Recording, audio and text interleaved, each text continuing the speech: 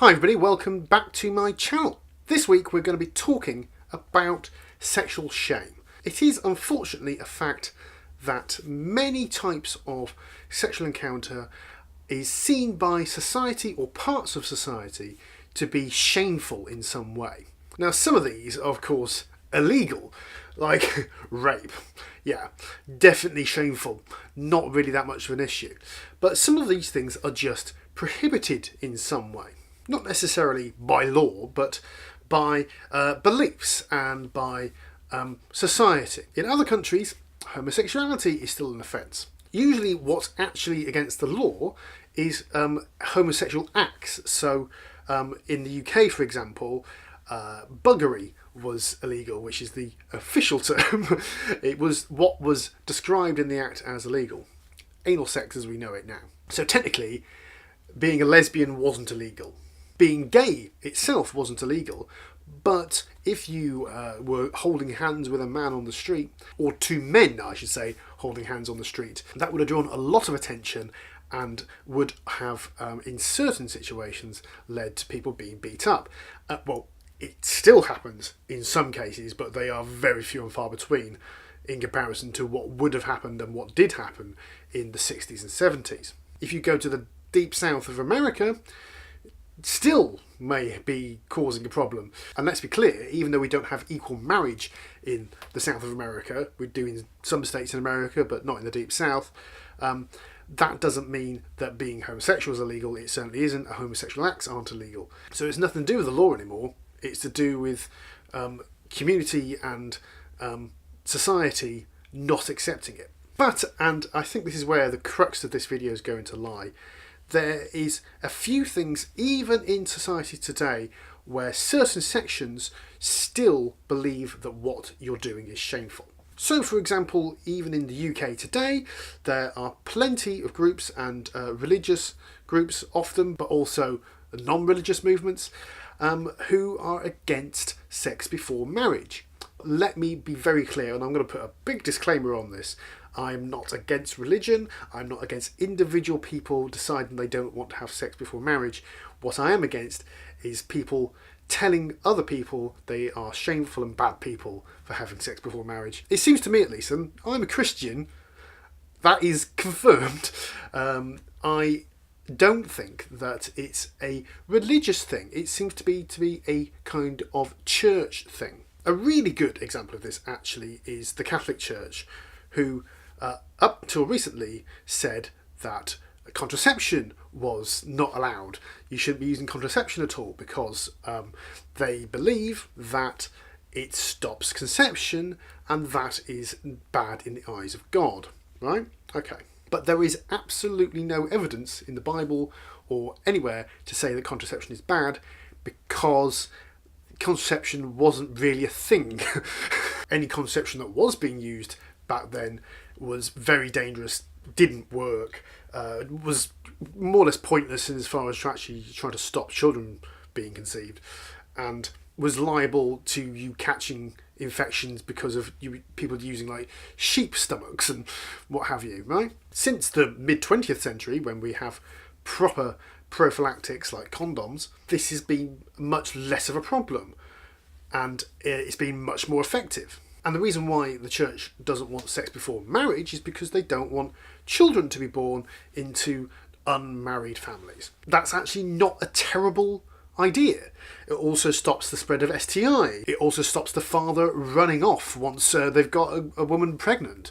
So it's not really that much of a problem from that point of view. The problem is that like I said, we do have contraceptions now and they are much more effective. They are very effective, especially if you use more than one method at the same time, like condoms and the contraceptive pill. And the thing which has brought pregnancy rates down, both from teenage pregnancies and pregnancies of people who aren't in a committed relationship, is education and contraception.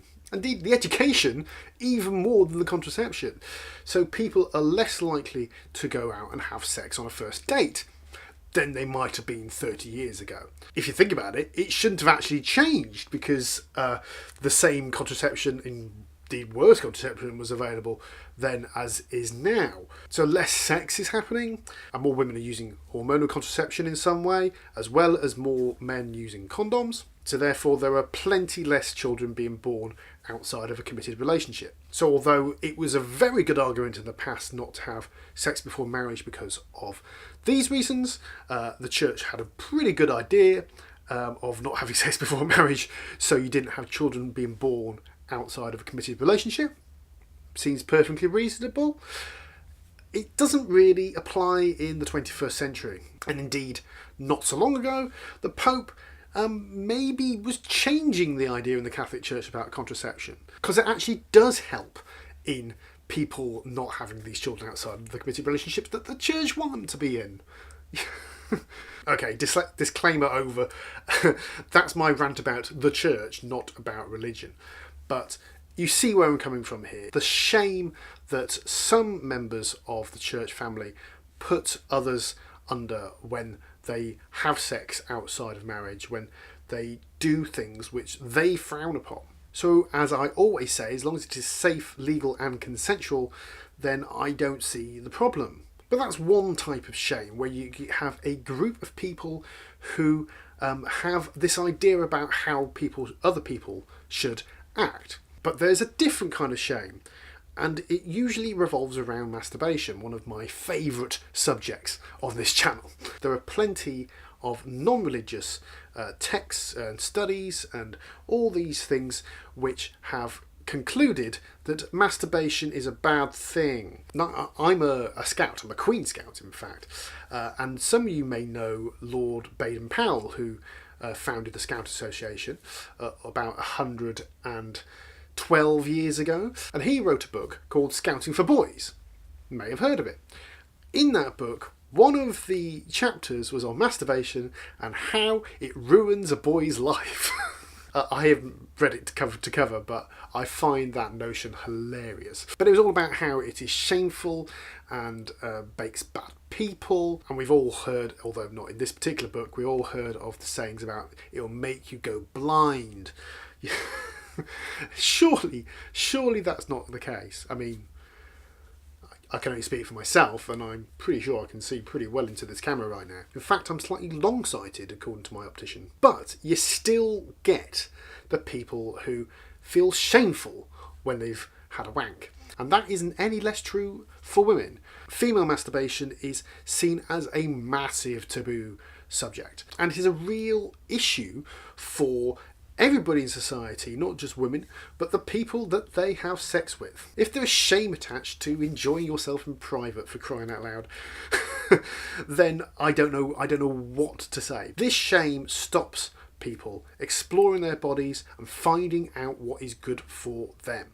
And when they know what's good for them, they can have better sex with their partners. So as long as you have good communication between you and your partner, either before or during sex, or both, hopefully, then you know what to say, you know what to ask your partner to do, and if they are okay with that, then that's good for both of you. But shame stops people doing it. If you think about it, it's really easy to walk into a shop and pick something up and walk out again. That's shoplifting, it's illegal, but the reason why people don't do it is because of the shame of doing it. Well, it's the same with masturbation, in my opinion. If you're in your private bedroom, how is anybody supposed to know that you've been pleasuring yourself? And therefore, why wouldn't you do it? Because of shame, and for no other reason. Well, it isn't shameful, and it shouldn't be shameful. For all the reasons I've laid out, you get to know yourself better in so many ways, and especially when it comes to sex. Again, I go back to if you don't want to do this, that's fine. If you are making your own personal choices, I am not stopping you make those personal choices. You don't have to have sex before marriage, you don't have to have a wank, but there shouldn't be any reason from a shame perspective why you shouldn't do it. I hope you enjoyed the video. If you did, then why not give it a thumbs up? You can do that just down below.